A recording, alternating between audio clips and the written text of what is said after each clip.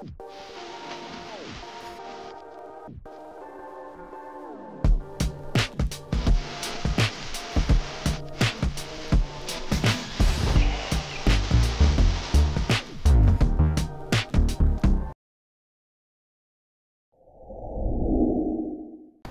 everyone, it's me again, Burntime, and you're watching HPT TV. For today is another day and it's another vlog for you to learn how to undercoat a Pajero 4M40 Japan. So yan, ikakarwash po muna natin. Ang unang procedure, ikakarwash natin. So itong carwash natin, binuo na natin to. Actually, dinidetail po natin ito. Ongoing yung detailing natin. Pero pagsasabay na natin yung i-undercoat natin dito sa mga bandang mga gulong niya dito. Yan, sa may under chassis niya. So yan, before I continue my vlog sa mga bagong ngayon na nanonood, huwag nyo munang kalimutan na hit yung subscribe button, like, share, and comment below sa section box sa mga process na hindi nyo maintindihan, paliwanag natin sa inyo. At kung yung mga idea nyo na pwede nyo ring i-input at gawa natin ng vlog. Okay?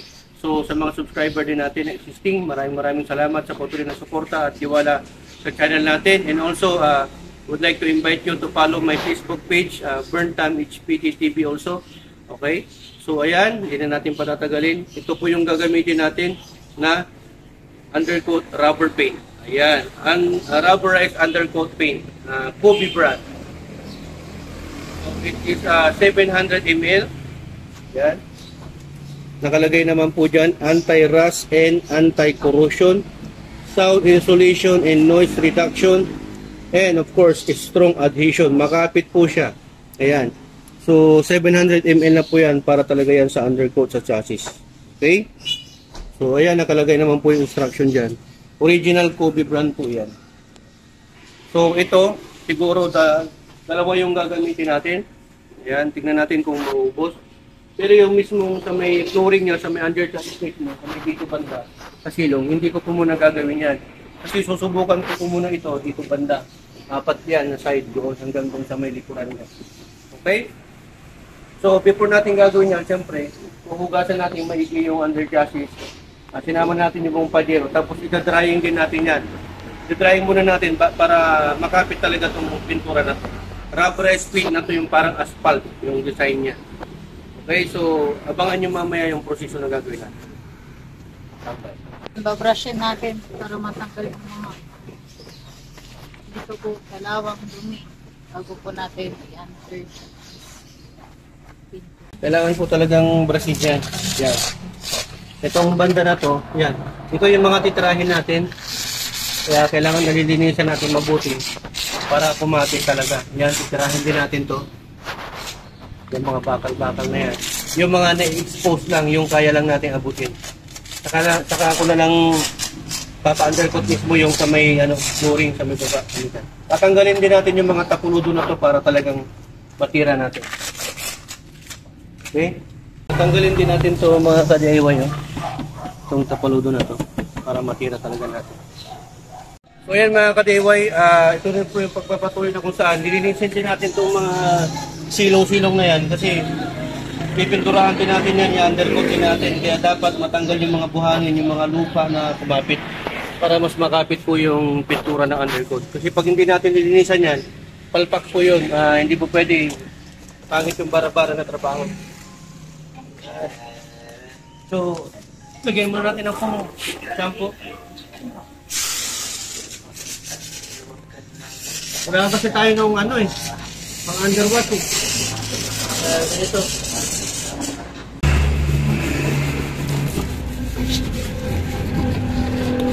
Ito.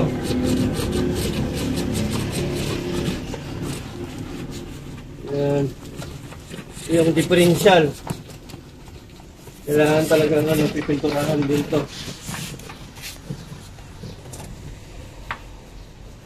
Tagaan sa trabaho mga ka-DIY. Tinuturo namin sa inyo to para sa mga mahilig mag-DIY dyan, kayo na lang mismo gumawa sa bahay.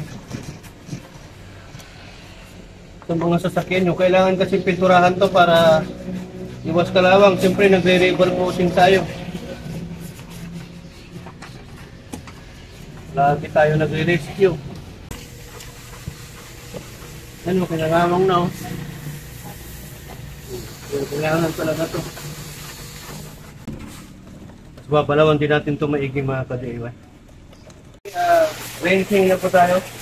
Tapos na po natin sinabon kanina, babalawan na natin. So dapat mababalawan din talaga natin maigi to. Yung tinuturo namin sa inyo ng practice, hindi ito ituturo ng iba kasi siyempre sila gusto nila, kumita sila. Pero dito sa HPT, tuturo namin sa inyo to para hindi na kayo magpagawa sa iba, kayo na lang para makasipig. Check nyo yung ibang DIY natin para mas matuto pa kayo.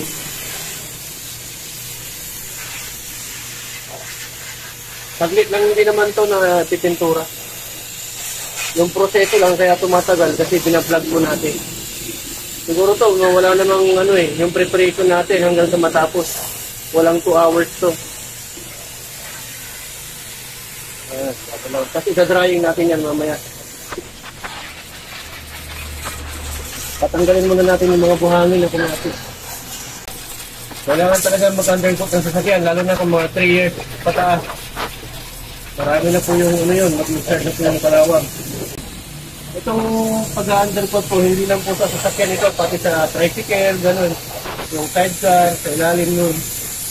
Yung din po natin yun. Yan, babalawan po talaga maigi yan. Ito yung old na undercoat niya, natatanggal na rin.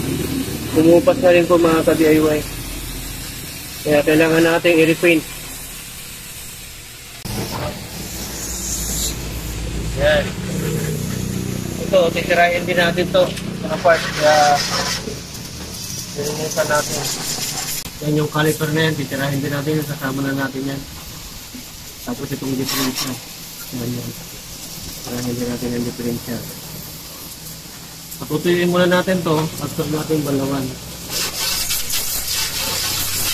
Okay, so mga ka-DIY, update ko ulit kayo mamaya. Standby ko muna. Drying na po tayo. Kailangan na patuyuin talaga to bago natin i-paint. Ginagamitan natin ang blower.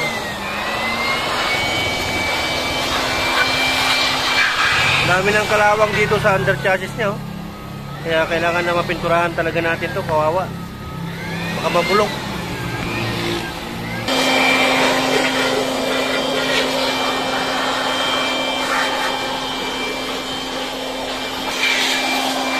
Dali. So mamaya tatanggalin natin tong gulong. 4 na gulong tatanggalin natin yan. Pero tanggalin muna natin yung mga tapaludo. Tanggal na po natin yung gulong para i-prepare na rin natin para sa Yan. So tatanggalin natin yung gulong para mapinturahan na po natin. So yan mga ka-DIY, jack na po natin para matanggalan natin ito gulong. Ayan, 2.5 ton yan. Kaya. So ito dapat tama yung paglalapat mo. Tapos huwag yan. Kapla. Lagay natin dito para mas tumaas.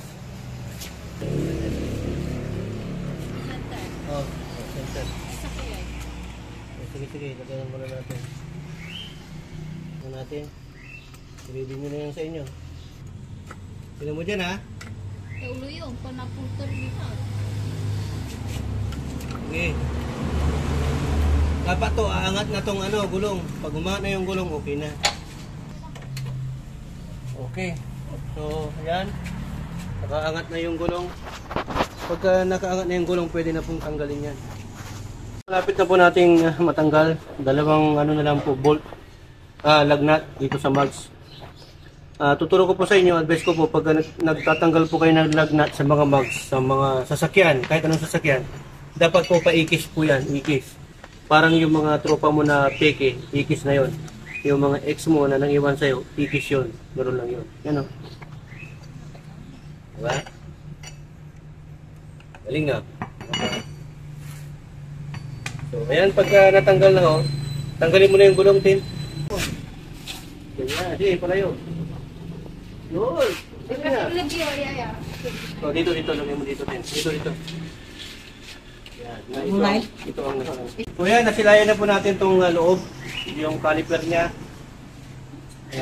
Caliper, tapos ito yung rotor disc. Yan, so naka-spacer din po tayo. Yan, ito yung tatanggalin natin mga tapaludo para ito sa taso. Kita mo? Yan. Tanggalin natin ito para mapinturahan talaga natin ang mahigit. Okay, so abangan nyo po. Ka-DIY, update po namin tayo. Tatanggalin na po nila yung tapaludo. Galing ah. Yan. Galing oh.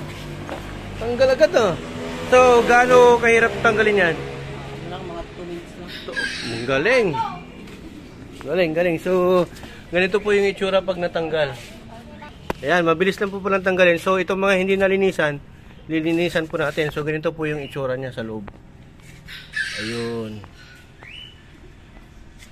So, 2 minutes lang po ito. Walang kahirap-hirap. Yan, mabilisan lang po yan. Sa may harap po yan. Linisan na naman.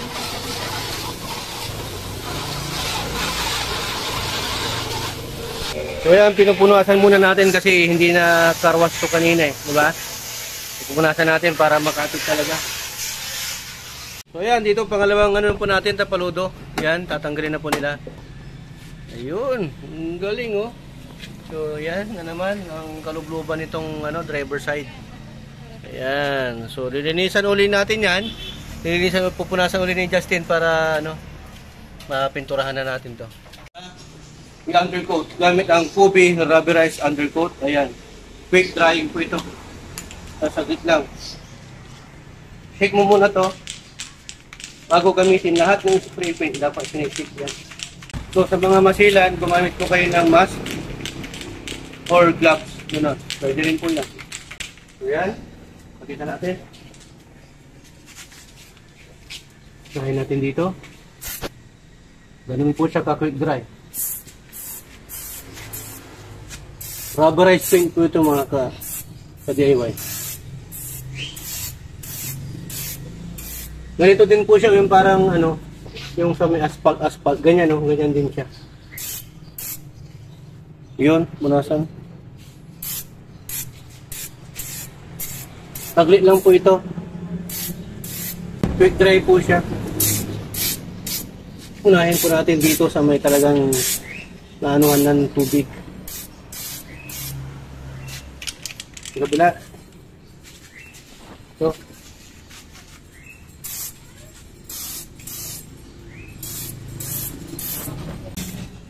So ayan mga ka-DIY, standby po muna kayo. Ayan, itong part na to, makalawa. Okay.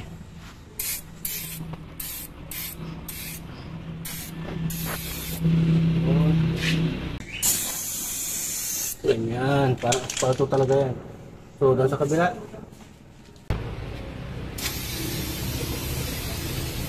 Yan. Yan palang style nito. Nadali ko rin.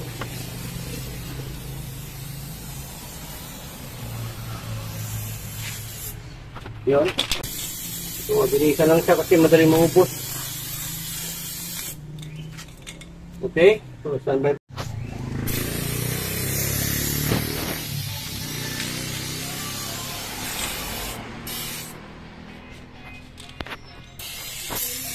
So ayan, naubusan po tayo ng Kobe na paint, na spray paint. So ang gamit na lang natin, bumili tayo dito sa may paint shop. Yan, asphalt na color black na rubberized undercoat. Ayan. Rubberized din po ito na parang asphalto. So hahaluan natin to ng itong paint thinner para mas dumikit. Para maging malabnaw po siya. Pero wag daw masyado. Yan. Kunti-kunti lang para maging siya, hindi siya maging sulit. Diba? Genius. Magaling kang kupal ka.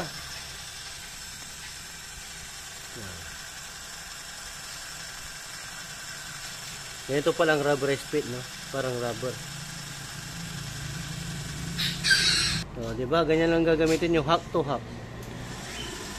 Allen wrench, tapos cordless drill. Ganyan lang. Oh. Ganyan siguro. Yan. Simulan natin. Simulan nyo na. Bago simulan ng iba. Okay. Yung pagpapatuloy po natin.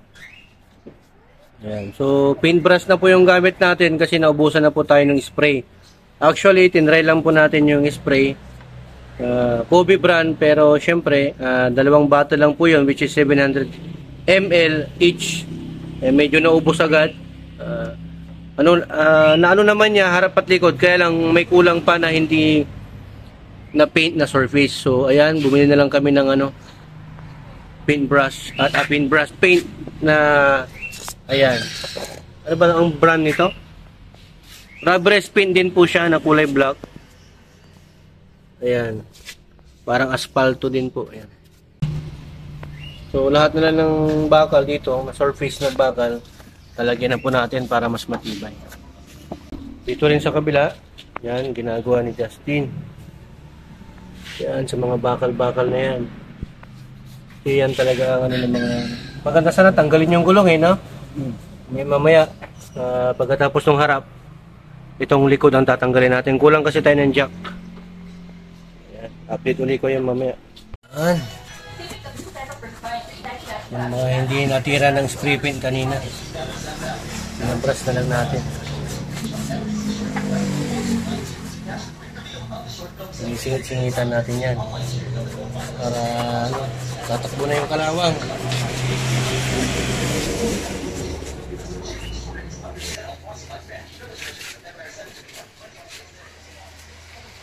Galing din hanggang sa kaloob-looban Oo sinisingit-singit. Mahilig ka palang kutikot paikalikot hanggang sa loob para iwas kalawang talaga Para parehas. Oo, para parehas. Pati dito sa loob na rin ng ng butas na yun Ito, yung mga na yun sumaba. Galing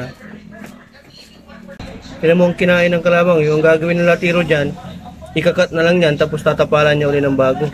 Gastos. Kaya yan ang purpose ng undercoat rubberized paint para maiwasan natin yung mga ganyan na kalawang.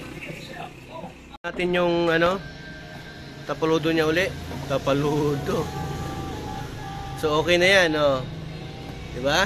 Saglit lang. Galing. So ayan, good morning uli mga ka-DIY, kaya mga ka-master natin dyan na mahilig mag-DIY. So ayan, tapos na po natin na undercoat. Kaya nilalagay na lang natin, binabalik na lang natin yung itong niya, tapaludo niya dito. Pakita mo sa ilalim. Yan, dito ka. Yan. Ito yung binabalik ko. Ito mo. Ito, nilalagyan natin ng clips.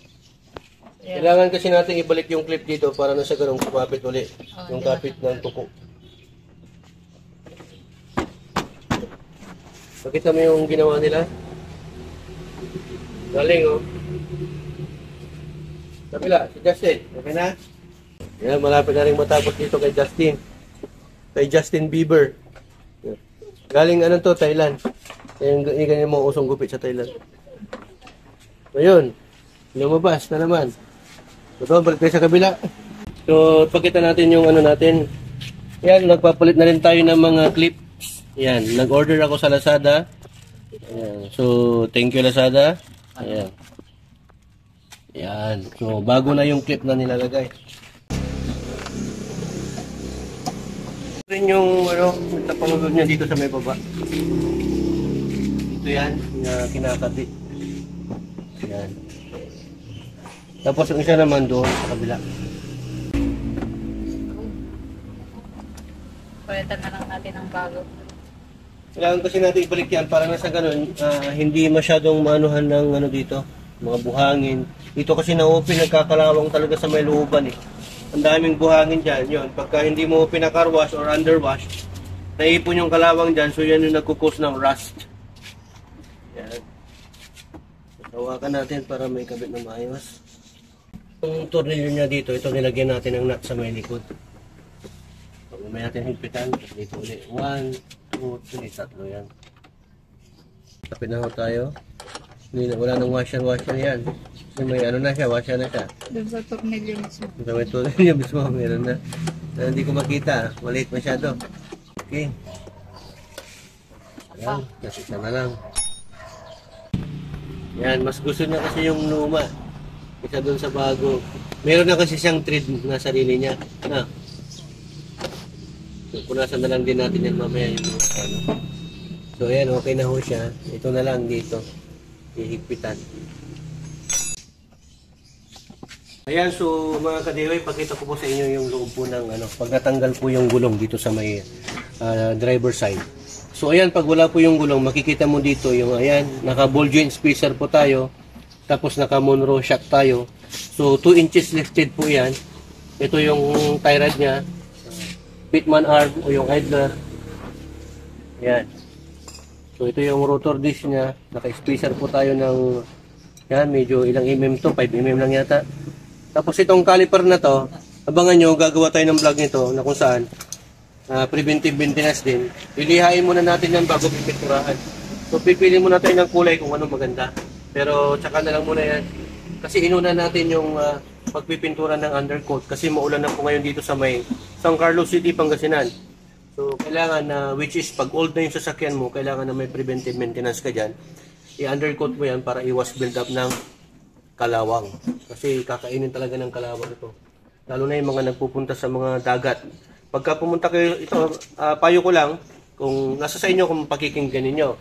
Sa mga may-ari ng mga sasakyan, mga naka 4 wheels, kahit na motor, kapag pumapasyal kayo sa tabing dagat, o siyempre yung yung dagat, yung hangin nun maalat. Di ba? Kailangan na pag-uwi ninyo, kailangan na kinamagahan, mapakarwas ninyo. Kasi didikit agad yun. Lalo na ano ng buhangin.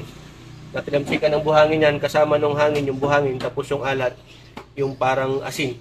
So didikit yan, pagka hindi mo na pakarwas yan o hindi mo nakarwas mismo, bidikit na yun. Yun ang pagmumulan ng kalawang sa mga under chassis. Kaya nagbibuild up siya. Ito, mapiprevent na siya.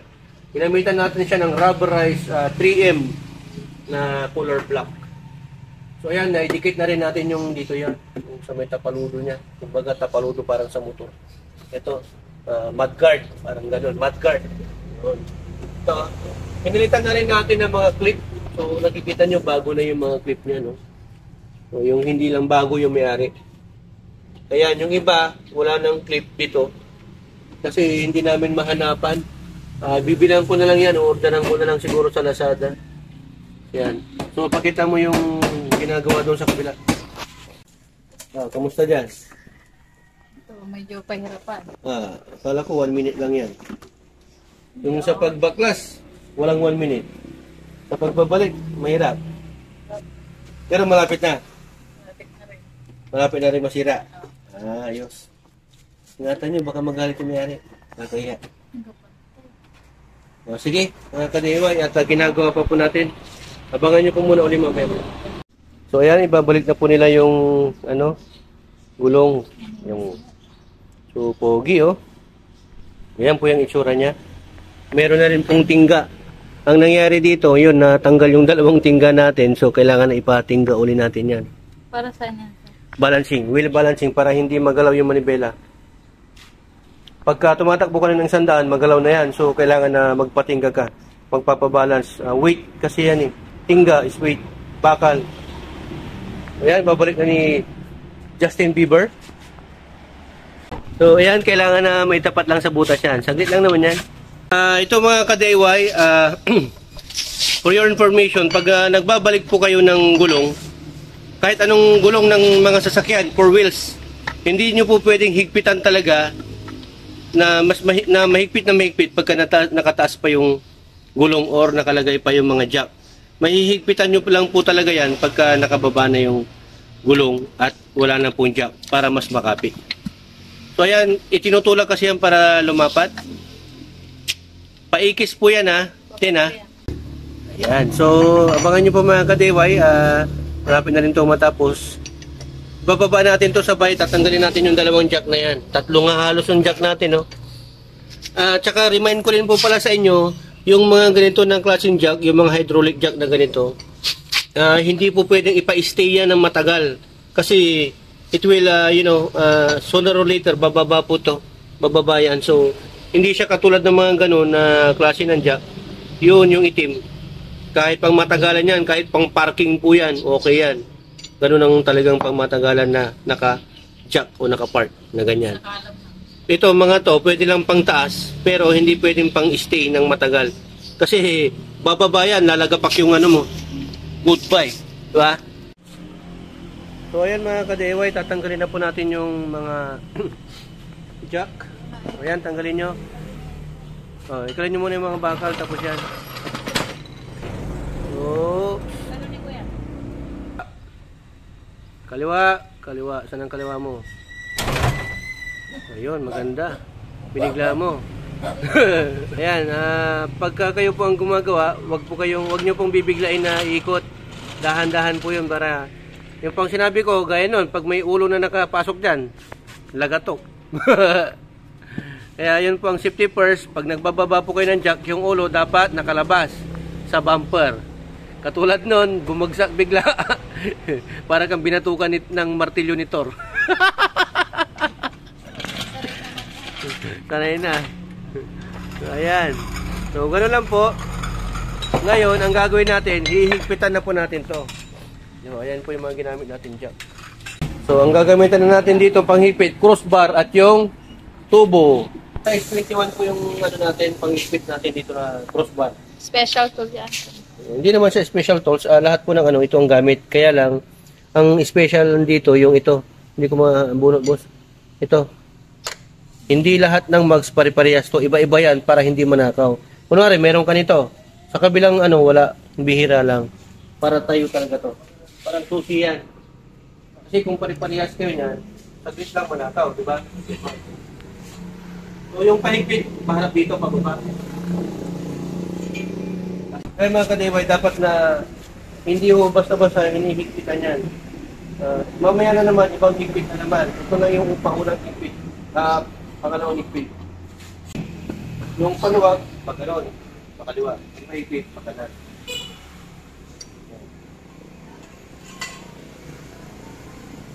Ito naman.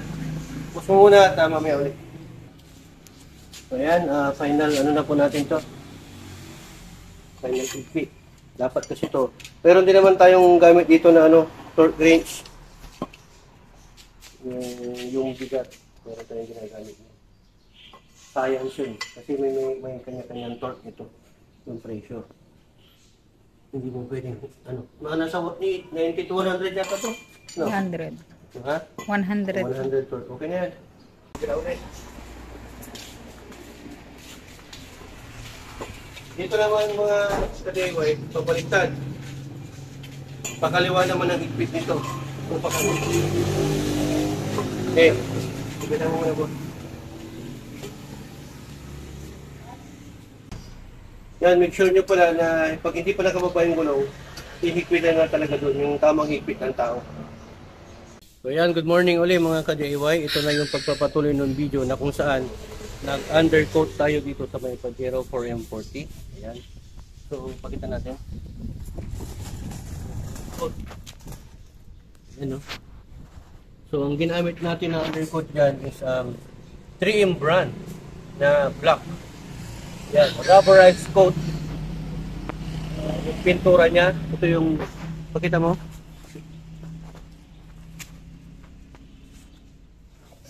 So, ito po yung ginamit natin. Kobe brand from Thailand.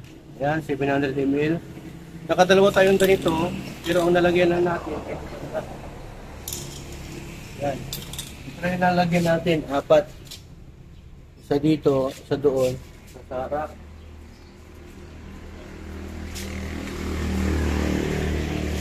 Yan, puta mo ganito.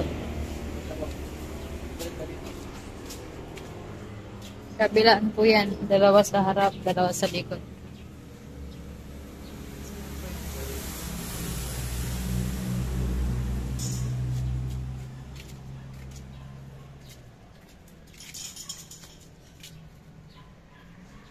Oh. Yan, ginagawa natin ang pag-undercoat every 3 to 6 years po yan na ano, matibay talaga. to prevent rust, build-up, and anti-corrosion. Yan. Sound insulation and noise reduction. Strong adhesion. So, ayan. So, nakita nyo naman, pang undercoat po talaga yan. Pang under chassis. Importante po kasi na ano yan, preventive maintenance para iwasan natin yung kalawang, yung mag-build up ng kalawang para hindi mabutas yung flooring ng sasakyan natin. So, pakita mo. So, ganyan siya. Kaya lang dito sa may silong, sa may under chassis na mismo, kinulang tayo. Siguro ang kailangan natin ganito, mga 7 o 10. Kaya medyo magastos kasi ito nasa almost 300 na kasamang shipping na bili ko sa Lazada. Pero para hindi kayo magastos, mas maganda yung bili kayo ng sanggalon at paintbrush na lang. Yan o. I-paintbrush mo na lang. Pero kung may pera ka, punta ka sa mga Petron, sa mga Shell o sa mga nag-o-offer ng undercoating. Nasa nagre-range po ng 5,000 above. Meron ding 3,000 pero yung pinakamura. Depende po yan kung dalawang klase. Yung rubberized at yung may cemented. Parang may buhangin, makapal, ganun. Depende. Kung mas maganda yung klase, mas mahal. Okay? So, kung budget-wise ka, ikaw na lang gumawa, DIY mo. Load ka sa vlog na to para matutunan mo kung paano mag-undercoat at mag-paint ng flooring ng sasakyan mo. Okay? So, ayan. Ayan yung resulta. Maganda. Matibay na yan. Siguro mga 6 years na rin yan. 3 to 6 years. Hindi naman yan every year. 3 to 6 years. Yan. So, ang gagawin ko dito sa may differential, ipinturahan natin ulit. Gamit ang Silver Samurai paint. Ayan. Kurobushi. Ng Thailand din actually ito pero technology in Japan.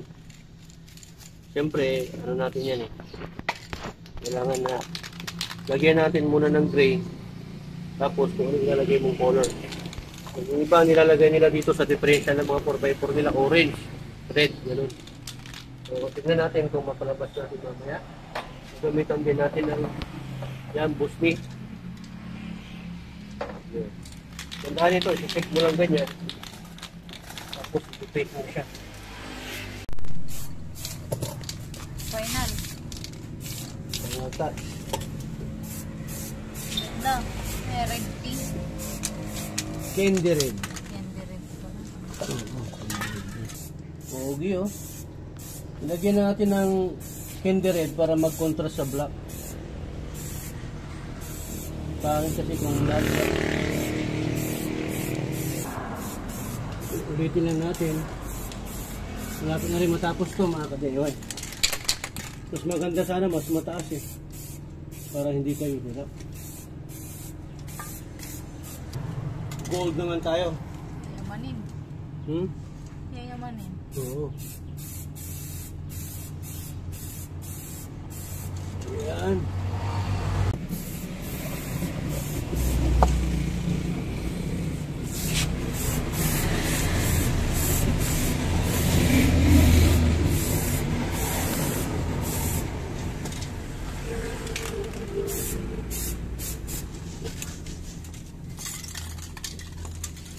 Nakita mo? Caliper kulay gold. Kabilaan po. Tapos sa may differential hindi red. Thank you. Diba? So ayan, hoping na may natutunan naman po kayo mga ka-DIY sa pag-DIY natin.